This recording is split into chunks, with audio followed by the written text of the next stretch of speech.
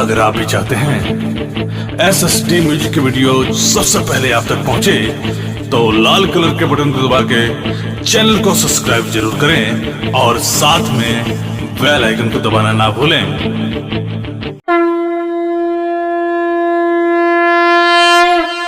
प्रेम से बोलो देवघर वाले बाबा की। धीरे धीरे माथा की रउआ बढ़िया लेता जनवा SSD Music। धीरे धीरे माथा की रउआ बढ़िया लेता जनवा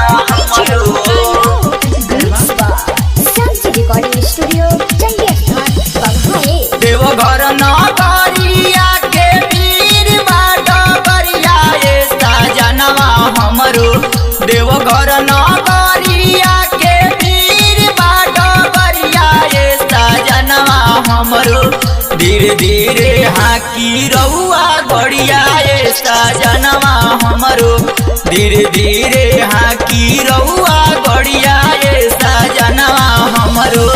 देवघर नगरिया के वीर बाट बरिया लेता जनवा हमरो। देवघर नगरिया के वीर बाट बरिया लेता जनवा हमरो। धीरे धीरे हाकी रउआ गड़िया लेता जनवा हमरो।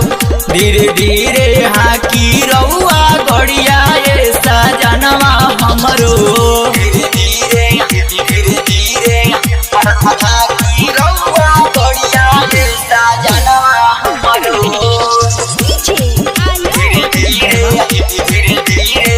माथा की रउआ गड़िया लेता जनवा हमरो।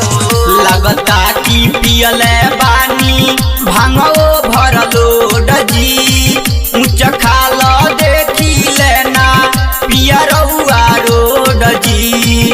पिया रउआ रोड जी। लगता कि पियले बानी भांगो भरलो डजी।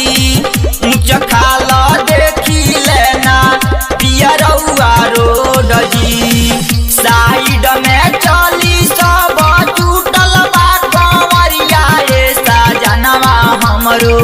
साइड में चली सब टूटल बा कंवरिया लेता जनवा हमरो।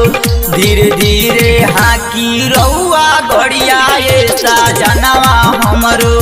धीरे धीरे हाकी रउआ गड़िया लेता जनवा हमरो।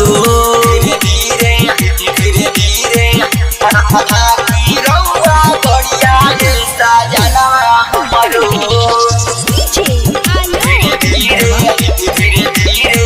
माथा की रउआ गड़िया लेता जनवा हमरो। राइटर राजन पिया भक्ति में मगन हो। करे चलल बानी भोला दर्शन हो। भोला दर्शन हो। राइटर राजन पिया भक्ति में मगन हो। करे चलल बानी भोला दर्शन हो। संगही में देवारा हो सरल संवरिया लेता जनवा हमरो। संगही में देवारा हो सरल संवरिया लेता जनवा हमरो। धीरे धीरे हाकी रउआ गड़िया लेता जनवा हमरो। धीरे धीरे हाकी रउआ गड़िया लेता जनवा हमरो। देवघर नगरिया के वीर बाट बरिया लेता जनवा हमरो। देवघर नगरिया के वीर बाट बरिया लेता जनवा हमरो। धीरे धीरे हाकी रउआ गड़िया लेता जनवा हमरो। धीरे धीरे हाकी रउआ गड़िया लेता जनवा हमरो। शांति रिकॉर्डिंग स्टूडियो चंडीगढ़ बघाए।